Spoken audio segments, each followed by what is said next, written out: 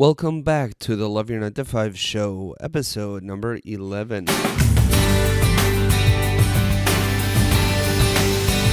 Caution, you will begin to love your 9 to 5 with this show. Join us as we explore and discover your unique strengths and learn to apply them to your daily business activities with your host, Shmuel Septimus. Welcome back, everybody. Before we get started this week, I just wanted to let you know that we have a great lineup coming up for you in the next few weeks. We just recorded an episode with keynote speaker Dr. Paul Jenkins of drpauljenkins.com, and I'm sure you are going to enjoy that episode. We've also recorded with Kevin Cruz, founder of the Cruz Group, leadx.com, who has had a wonderful influence in the way I manage my workflow every day.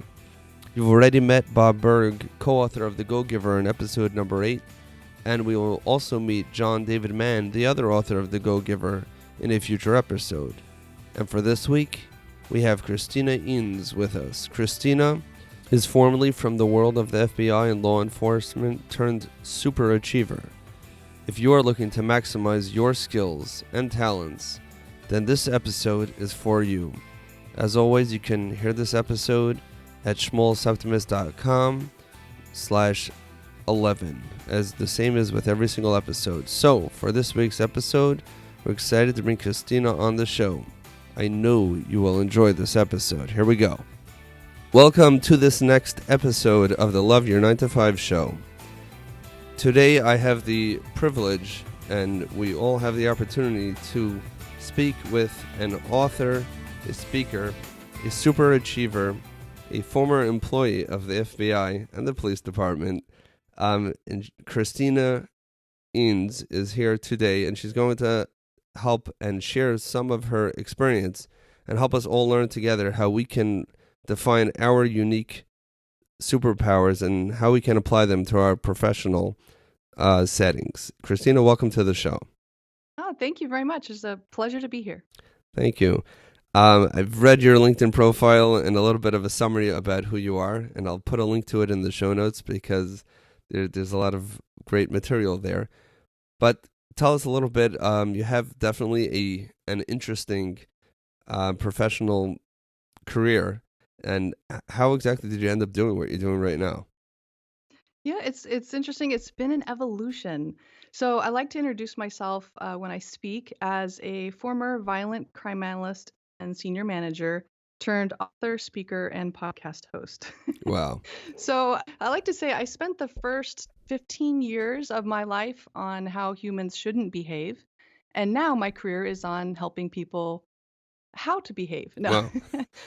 mainly through mindset perception. I help others achieve more in life, essentially, by getting out of their own way. Okay. So, go Let me ahead. just cut in for a second there. Do you really think those two things connected? Did the first 15 years help you prepare for the second 15 years? Immensely so.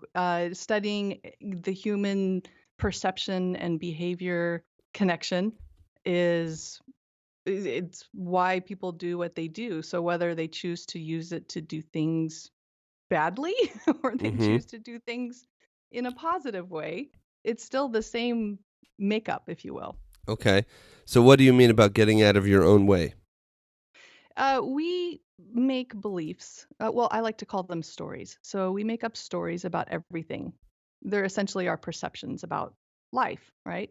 And that's Mm-hmm. based on the experiences we had as children, the culture we grew up in, the main influencers in our life. So we see everything through these, well, we'll call them lenses, Okay. which greatly reduce, and I'll share a little bit more about that too when we get into this, but they greatly reduce how we see our world. And that can also greatly reduce how we see our superpowers and our passion for life. So essentially, it's these lenses that we create based on our upbringing, our experiences, and those affect how we see everything. Okay. And I'm here to help you bust through that so you can widen your experiences, widen your perception, maybe see things a little bit differently, which can completely change your world. Okay. Now, so getting out of our own way means being able to adjust our lenses to see the world from other people's perspective. Not necessarily others people's perspective. Yes, that's part of it, but to widen your perspective, to Okay. not limit yourself on what you're seeing. It's fascinating how much we can limit ourselves. There's actually studies, research studies, like, for example, in there's higher pedestrian fatalities where there's fewer pedestrians. Why? Why do you think? Yeah, because the cars are not used to looking out for them. Exactly. They're not expecting to see them, so they don't see them. Isn't that scary? Imagine what we're doing to ourselves if we're not expecting to see something like an opportunity or a different way of looking at our 9 to 5, Mm-hmm. then we're not going to see it. And that's what I'm here to help you, is to help you see it, to help you expand your perception. Interesting. So someone can be, I mean, I can relate to this because up until recently, I have had the employee mentality. And more Mhm. recently, I'm looking at other business opportunities as they come by. And I'm trying to help my staff, even if it means losing them, helping them just broaden their, their perspective also a little bit in that way. And that, this is a problem in healthcare because of whatever. I'm like, okay, why, Mhm. why don't you fix it? Like me, yeah, you're a player, just like everybody else is a player. There's no Exactly. special license you need to have to start, fixing things. Yes. This So is essentially a way to help people own it. If you think that work sucks, it sucks because that's your reality, right? So remember, we were talking. I heard one of your other podcasts. You were talking about people. What was it? Thirsty Thursdays. yeah, What was the other TGIFs, things? Yeah. So TGIFs. deciding to change it. Maybe how about Motivated Monday or Totally Awesome Tuesday? That completely changes the way you experience your days because you're deciding to open your perception and look at them a different way. Mhm, mhm. Pretty cool. Yeah, it is cool. I tried to do that this Tuesday actually. Try to explain why it's the best Tuesday ever.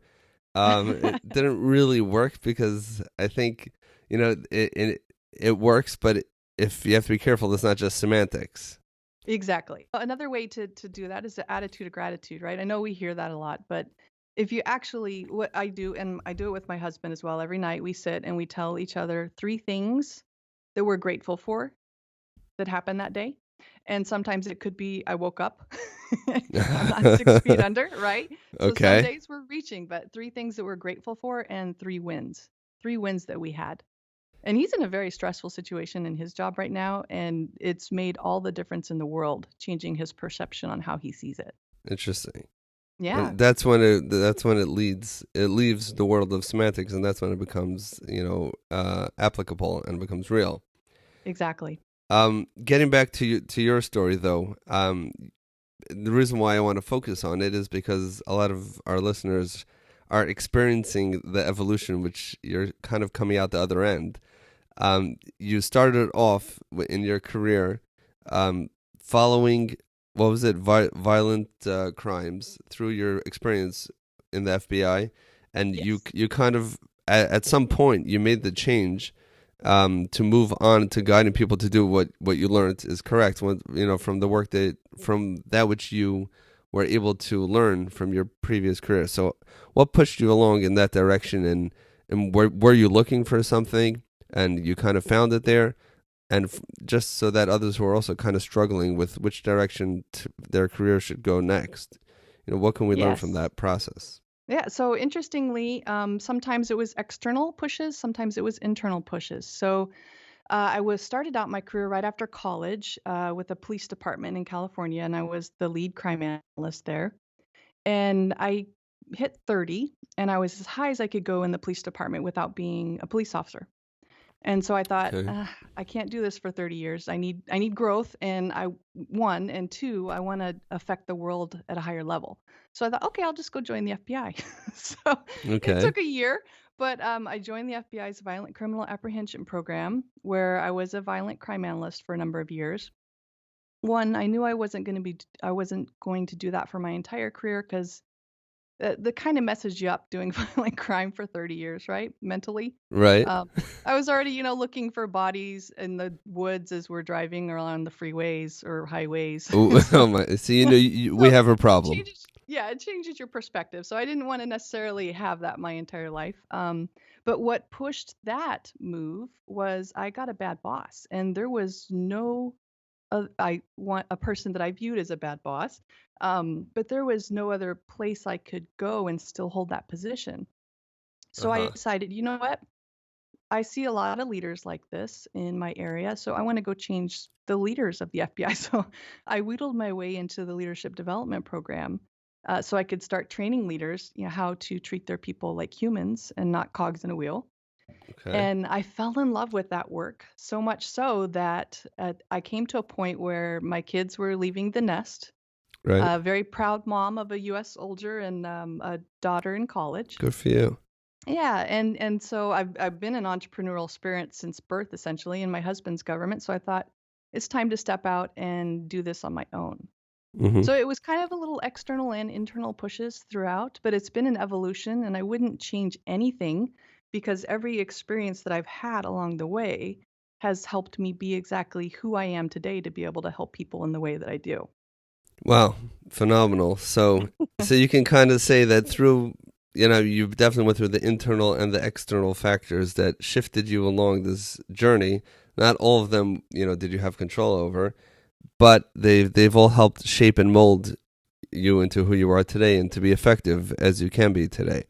Exactly. And actually, one of the things that I cover in my podcast and book and stuff is adversity is a gift. So I'm so thankful for that boss it was just such a stressful 2 years that I was under him, but I am so thankful because he taught me so much in how to be resilient, how to persevere, how to make sure and not internally be a mess when things externally are a mess. It's how we respond to the situations in our life.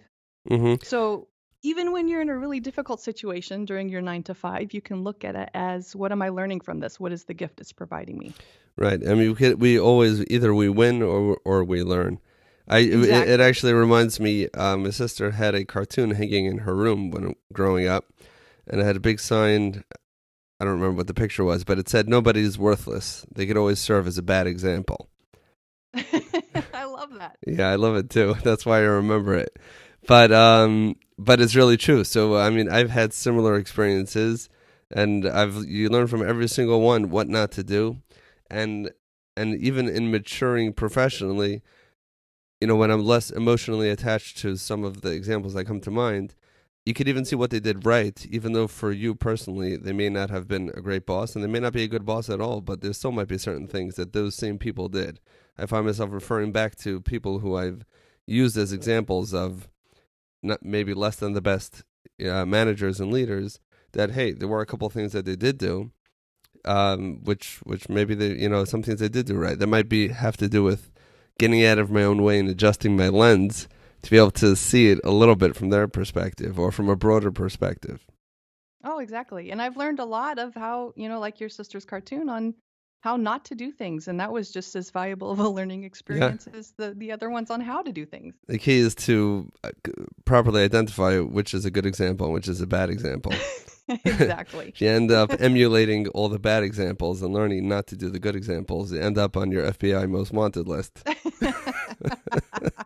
Exactly. There you Right. go. All right. So tell us a little bit of where you are today and the work that you do with some of your clients. So by helping people get out of their own way, I do that in several ways. I have some book products, online courses, and I do speaking engagements. I have the podcast. So I also, oh, go go ahead. ahead.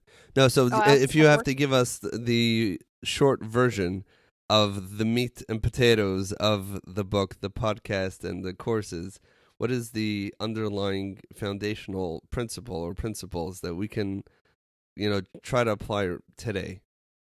So I call that the 5 focus areas for super achieving.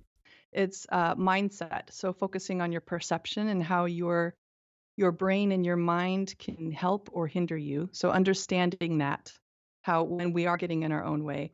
The second one would be resilience. So looking at adversity as a gift and building up your resilience.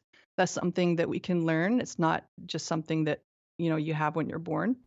Okay. The next thing is connecting with people, building your network. We can't do this alone. It Right. takes a village for everything, right? Then self-care. That's the foundation for pretty much everything. If you don't take care of yourself, get enough sleep, get proper nutrition, get exercise, you're not going to be worth anything because your perception and your mindset's going to go down the toilet. Mm-hmm. Your resilience is going to go down the toilet, and you're going to mess up your relationships. And then the final one is self-development, is developing yourself in whatever way you can to be just a better human being, not just on your technical skills. Okay. So let's focus on that, because if I'm in a career and I'm looking to figure out when you're in the middle of it, and you're in the if I would have asked you, 20 years ago, would you be doing what you're doing today? You probably would have said no. And many of us and many of the listeners are still in that point where we have no idea where it's going to end up. What are the steps that we can take today to try to, and if we know that we want to move along the journey, like where we are right now is not working, what would be maybe some practical steps that we can take to apply some of these principles today and try to get to the next step? Well, let's see. There's a lot in that question there. There is. I know. How about let's first look at so maybe discovering your passions. Would that Okay. be? Yes. Okay. So because I've looked back at my life and the theme has always been the same. I wanted to help people on a grand scale. Just how I ended up doing it was differently. Mm-hmm. And actually stumbled upon achieving. I didn't know that that was my superpower. And the way I did that, and this is part of the mindset portion of it, is I did some reflecting. I sat down and asked myself when I was first, I decided, okay, I'm finally going to do it. I'm going to become an entrepreneur. Uh, I've wanted to do this since birth, but I didn't because of I needed a secure job. Really, I had kids young. Right. Um, so I sat down and did some reflection, and I didn't even realize that I was an expert in achievement. It seems so silly now to say that out loud, Mm-hmm. but at this point, I mean, even it was, gosh, it was like I was Superman. I had to become Clark Kent to fit in when I was younger. Mm-hmm. And so, and I'll explain that in a second too, because that's how my reflection came apart. I asked myself, what do I do without even thinking about it? When I look like I look up at the clock and hours have passed. What's so easy for me to do, but yet other people seem to struggle with it. And so the answer I kept coming up with was achievement. And this is where the perception part comes in. I had equated based on my experiences as a child and even an adult, achieving as a negative thing, because like I was that kid that got their work done early in class, and then I would get in trouble because I'd be bored. Wow. Or the person in the office that other people would come around and say, quit making us look bad, don't do so many reports. Or so I would hide my achievement. Wow. And That so is coming from someone else's perspective. That's phenomenal. I've never heard that before. That you've kind of learned to hide your achievements, and that achievements always had a negative connotation or some sort yeah, of negative association. yeah, it brought on negative peer attention. And you're serious when you say that. I'm totally serious. Wow. Yeah, so I had learned to hide my achievement. Is I didn't go all out, so I would still achieve, but I didn't go all out. But that was a theme throughout my life, so I'd never thought of that as my superpower, being able to get a lot of stuff done very quickly. Um, and so sitting down and doing that reflection, I realized, hey, that's a superpower, and I can teach other people how to do that. As a child, was a 99 on a test devastating for you? No, I actually, well, you know what though? Because now that I'm looking back from, you know how we change our memories when we have new perspectives. Right. Yeah, I always liked to get A's, but I wasn't a perfectionist. It wouldn't Uh-huh. tear me apart if I didn't. Interesting. Yeah. Because sometimes a perfectionist will overachieve in a very stressful, unnatural way in order to get Yes. those results because they have to. But that's not how you were doing Exactly. it. You just, Exactly. And that's why I say I'm an expert in super achieving. So a super achiever is one who achieves more than most with the mission of making a positive impact on the world while growing themselves in the process. An whoa, 1 overachiever. second. Let's digest that. One more? Let me get, repeat it. yeah, Okay. slowly. So a super achiever is one who achieves more than most Uh-huh. with the mission of making a positive impact on this world, however small, however big, doesn't matter, while growing themselves in the process. Okay, that's a very clear and worked out definition. Yes. That didn't I, just spill into your head. well, and that's because overachiever, and again, this is from growing up, being accused of being an overachiever, right? Mm-hmm. So overachiever has such a negative connotation. It means you're overachieving, right? So Right. the way I'm defining overachiever, and it's actually, I think it was Urban Dictionary, said something about people that, am I allowed to cuss on here? Prefer not. I Okay, could I so could cut it. that's okay. So you can look it up on Urban Dictionary, overachieving, and you can see the definition. Okay. But essentially, it's someone who is like either they're trying to achieve too much, they're overextending themselves, stressing themselves out, or they're so achievement focused they don't mind stepping on other people to get where they need to Got it. go. Um, all of that ucky stuff, right? So super achieving people, super achieving. Okay, I see what it is. Yeah, that. Oh, yeah. Someone who is so much better than you that it gets you upset. There you go. That's a nice way of putting it. Sure. But then I will not attempt to use their sentence. Yeah. But it's definitely very clear. I will put a link to it in the show notes, though, just so we get the point. So you were able to figure out a way to kind of give it a positive spin. Yes. And that's where mindset comes in. Okay. Because I had only thought of achievement in one way. And so that had completely negated my thoughts on being an expert in it and being able to teach other people how to do it better. So But by opening my mindset, yeah. I opened up a whole new world. Okay. For myself. Okay.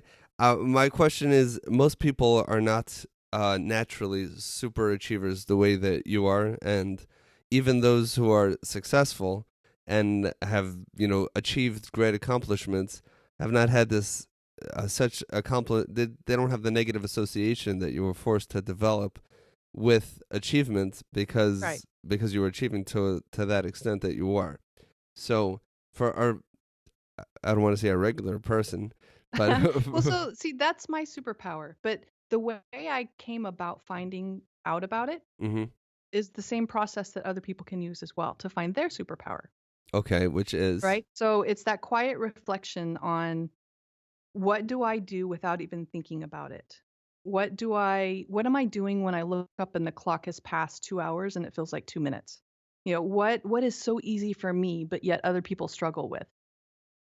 Doing a reflection on that and keeping yourself open to what pops up is how you can determine your own superpower, your passion. hmm and that's a good point, that you have to be open to what the results will be. You may not be a superpower in what you think you are, or in what you want to be a superpower, maybe something completely different. Exactly. But the good news is, once you do discover it, connect with it, and act on it, great things happen. Exactly. So that you don't have to force the results, and it won't help anyway. Okay, so but in your work as a super achiever, are you working to help others become super achievers, or are you helping them to uncover who they are? I'm helping them to achieve more in life, whatever they want that to be, wherever they're at on the achievement spectrum. So let's say they want to achieve a promotion. No problem. Let's focus on your mindset, your resilience, your connection with others, your self-care, and your self-development, right? Let's say you want to achieve more work-life balance. You want to achieve more time with your family. No problem. Let's focus on your mindset, your resilience, the way you connect with others, your self-care, and your self-development. So it's like the same foundation for Mm-hmm. everything, but essentially I help them achieve more, whatever that is to them. Make sense? It does. So basically, you take a concrete result, which the whoever you're working with, I guess the client, is supplying to you. This is where I want to go, and helping them get there. Now, Yes. it would be their responsibility to figure out if that result is where they should be going in the first place. Exactly. Well, and that's part of what I don't want to say teach, but I promote is that taking full responsibility for your experience of your life. Not blaming others for, I didn't get that promotion because they didn't like me. Well, okay, well, what's your part in this? Or, I'm not happy. Okay, well, what are you going to do about it? Mm-hmm. Yeah, so it's essentially about taking responsibility for your experience, Got it. which And is a lot about what Love Your 9 to 5 is about, yeah, I right? mean, Living intentionally. the goal, exactly. The goal is to live intentionally and not. It's not your parents, it's not your friends, it's not the school or the boss, because those people will always exist, and if not, maybe with other titles, and they may look differently, but ultimately, it's our own responsibility if we want to live a pleasurable and meaningful existence during our stay on this planet. We really must do what we can and connect with the right people and find the right resources and tools, but the most important thing is, like you said, and you're not the first to share in different versions, but it's really just reflecting, because no one can really just tell you who you are. It's gonna have to, there's gonna have to be some serious digging. You may be able to find facilitators and others who Hmm. can help you dig deeper and deeper, but ultimately, we all know somewhere on some level, where our superpowers lie, but we have to actually reflect on it. You mentioned earlier something else, and when I'm pressing you to understand your evolution of your career, and it's not just to pry, the personal details, although I like to do that too. Go for it. But I will actually in the next question. But one thing you are pointing out is that we have to be open to the fact that it's a process and that it does evolve, and that every experience we have to be listening to feedback that's given to us, and every experience knowing that we're learning and we're growing through the process to get to wherever we're gonna end up getting. Exactly. Because if we just say, okay, I have this job and I come in and I do it, and I'm just basically going to do it until I can no longer do it, no matter what happens, no matter who says anything, no matter what events happen, it's just like, okay, how does that affect? Do I come in later tomorrow? The building blew up. Okay, do I still have a job? No. All right, go next door. But we have to kind of be listening to these messages. Um, Right. Getting back to the follow-up question, though, is there any particular experience you can point to in your career, in your somewhat colorful and exciting career, um, that you would point to and say this is probably the biggest failure that you've had professionally? And I Uh-huh. told you I like asking that question. And but Yeah, the great. first of all, because that in itself is entertaining when it's somebody else, but all, but more importantly, what have you learned from that experience, and perhaps something that we can all learn from that as well? So the first thing that comes to mind when you say the worst career failure, it's not that exciting, but I was a new senior manager. I had a new team, and we were working on a brand new program. And this was when I was with the FBI. Mm-hmm. Um, I reported to my immediate boss was a new executive, and then the boss's boss reported directly to the FBI director. Okay. So yeah, so it was high level, high. So I'm losing my words now, but um, and High profile. yes, high profile. Thank you. So we were, gosh, it was like the first or second time we were running this new program for leaders, and the top boss was very hands on because it was her baby and it was brand new. Mm-hmm. And she had a very specific way she wanted us to pass out assessments. We had a personality assessment and then a 360 assessment that we were giving the leaders throughout the week. And she got up there and she was telling them about how they're going to get this personality assessment and telling them what they needed to do that night. And she very specifically did not, you can already tell what's going to happen, right? She very specifically said she didn't want the 360 passed out till the next day. She didn't want people to have them overnight to look at them. Okay. So my staff members start passing out the assessments and the people start opening them up. And what do I notice? The 360 is in there. It's the wrong assessment. Yeah. So I had to go tell this to my boss and my boss's boss, who were sitting there after she had just told everyone they were getting a personality assessment. And then I had to make an announcement to all the attendees and just do a lot of firefighting. But so that was very scary. That was, if I'd been in the private industry and I had a different boss, that could have been at the moment you're fired kind of minute. Mm-hmm. But her response and his response, they were both there together, sitting, and just made my learning immensely. So, um, it made my day, my week, my year, whatever. But they first asked, what did I learn from the situation? And so I told them about, of course, I was really stressed out because no excuses, but I told them my learning about, being more closely and aligned with the team and making sure that they were doing what they needed to do, especially in these very important things. But then she shared her learning with me, which I thought was awesome. A boss's boss sitting there telling you. She said, I realize that I haven't set you up properly for your position yet. And we've expected way too much of you because they gave me two different teams at two different locations about an hour apart. And I basically needed to be with both of the teams constantly to get them up and running. That doesn't make So any sense, exactly. So I wasn't two people, right? right? But she'd shared her learning on that they set me up for failure, that they didn't give me the resources that I needed and the time that I needed to get my team up and running and prepared for this. So it was an amazing learning experience from something that could have been like Career literally ending. hell. Exactly. Yeah. Wow. So Wow. that was that. Wow.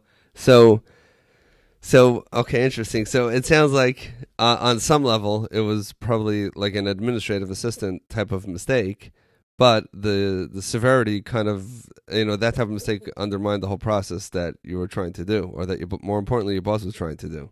Exactly. Interestingly enough, though, it turned out that the people liked having their assessments the night before. They could digest them, so they weren't having emotional reactions in class when they were reading them.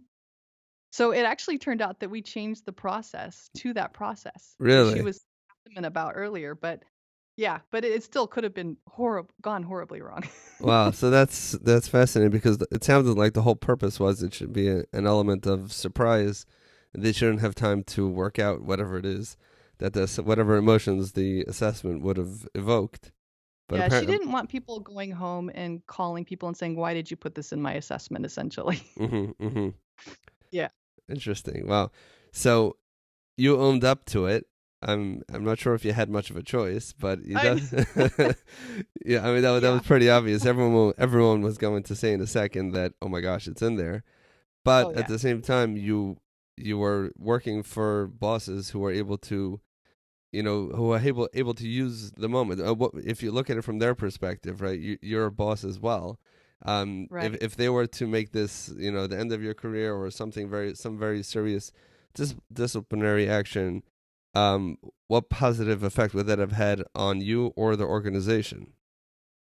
Probably Yeah, not. well, yeah, that wouldn't have if I had had any other boss, I probably would have been transferred because it's government. You can't really fire that much, right? Right. Um so yeah, I probably would have been transferred. It still would have been a big learning moment for me on that one is, you know, speaking up if you have unrealistic expectations put on Right. you. So I was Um going to go there because that's what your right. boss was saying, and it seems like that you were the one they keep on piling up, and you're never going to say that you can't do it because you're a super achiever. Exactly. At least at that point, and At that point, yeah. that's definitely I kind of uh, went into overachieving there. over right exactly. Yeah. So Yeah. that means that there's a point where even when we learn how to super achieve, but there's a point where we say, okay, I can't handle this. This is too much, Right.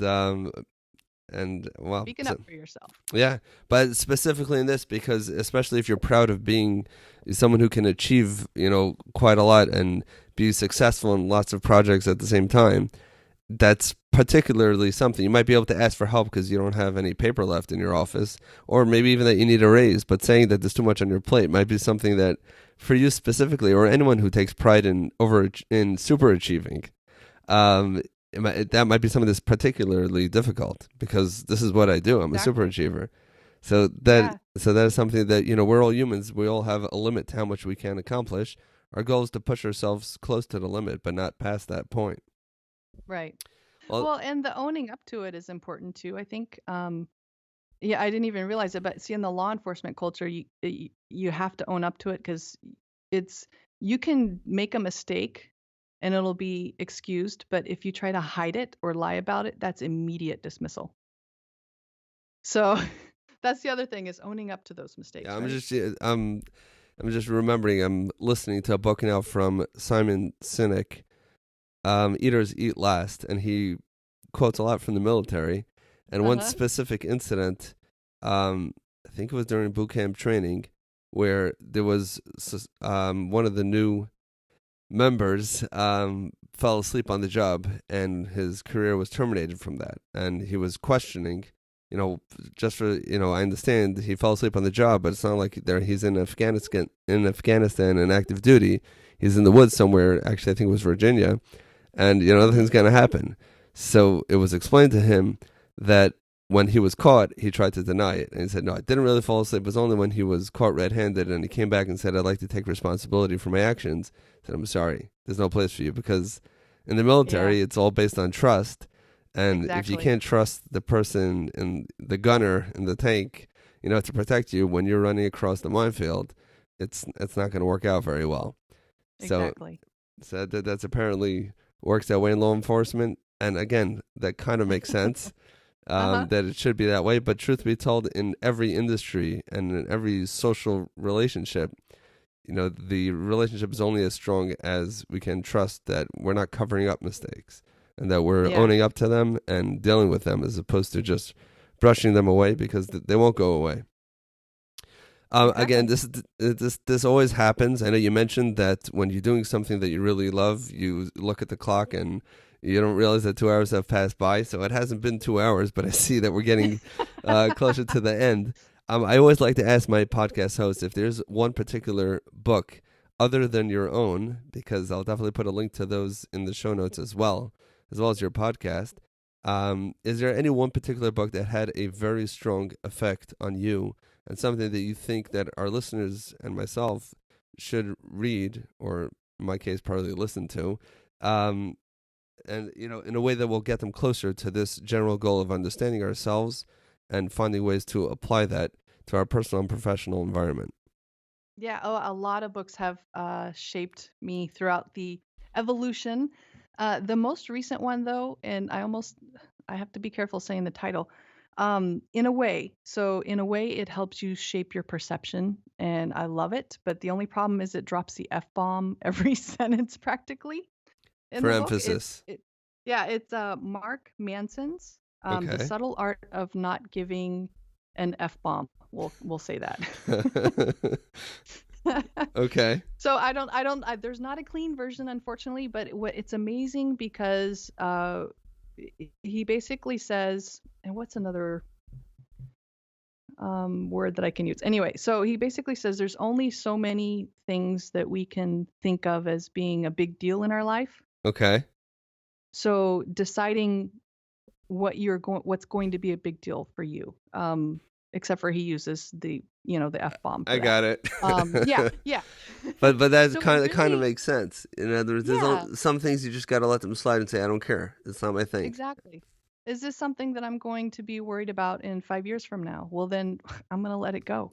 Like, oh, so and so said something to me today at work and I'm so mad. Well, you know what? Just let it go. It's not one of your big deal things. Wow. So just let it go. Enjoy it. It just changes your perception on how you look at work and things that happen there, or your personal life and how Right. things, I happen mean, there. it sounds like not getting too bogged down with the mundane, petty things, which would generally grab our attention. And the Exactly. media throws at us the things that are happening right now in the moment, but in the bigger picture, probably most of those things won't matter. And the further we go away, the less they'll matter. And right now, you're busy doing something else that maybe does matter. Hmm. So just kind of prioritizing. I don't know if Exactly. that's the word that the author would use, but um, but I'll definitely put a link to that in the show notes as well. If our listeners want to get in touch with you and learn more about you and your products and services, what is the best way for them to get in touch with you? The quitbleepingaround.com, my website for Okay. these kind of services. And then they can connect on LinkedIn if they'd like. Follow Okay. me on Twitter. I answer all of those mediums. Okay. Excellent. Now, did you want your website to be called something else, and they just added the bleep in there? Yeah, you can see I kind of have that personality, right? Yeah, I see. Well, it's the only. hanging that around would some be FCC approved. hanging around a lot of tough people in That's some it. real tough situations. But Christina, it's really been a pleasure. I know we've only touched the surface in some of these focus areas that you've taken probably years to develop. And some of, you definitely gave us enough that we can start practicing reflection and focusing on our areas of achievement right now. But I really strongly encourage listeners to go to quitbleepingaround.com and to look at some of your books, your videos, your podcasts. I did have a look to see it. You really have quite a nice array of resources that are available, and really to dig deeper into some of these concepts. And perhaps we'll have to have a follow-up conversation about some of these, because I feel like we're really just scratching the surface. But thank you so much for your time. I really appreciate you coming on the show today. Oh, it has been a pleasure. Thank you. Wow, Christina really gave it to us today. I hope you enjoyed this episode as much as I enjoyed this episode. As always, all the show notes and links can be found at schmalseptimus.com/11. While there, be sure to download your free Discover Your Power tool and join our email list to be in on the action. And don't worry, I will not abuse your inbox. Until next time, make sure to apply the concepts discussed today and in our other episodes, and get a little bit closer to work that you really enjoy.